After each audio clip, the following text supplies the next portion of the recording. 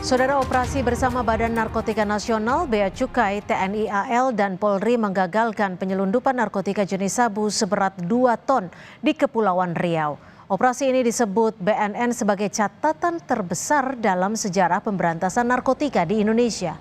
Penangkapan dilakukan di perairan Tanjung Balai Karimun, Kepulauan Riau dari kapal Sea Dragon Tarawa pada awal Mei 2025.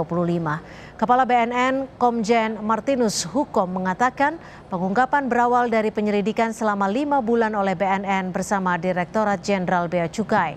BNN menerima informasi awal soal aktivitas jaringan narkoba internasional asal wilayah Segitiga Emas yang hendak menyelundupkan sabu melalui jalur laut.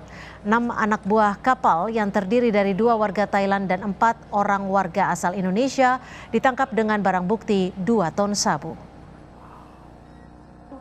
Narkotika tersebut dicurigai akan didistribusikan beberapa negara, antara lain Indonesia, Malaysia, dan Filipina.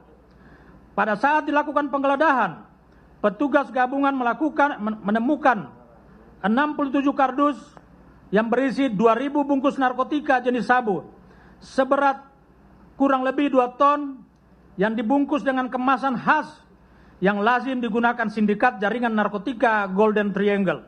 Petugas juga berhasil mengamankan 6 awak kapal yang terdiri dari 4 WNI atas nama Fandi Rahmdani, Leo Chandra Samosir, Richard Halomuan, Hasiloan Samosir, dan 2 warga negara Thailand.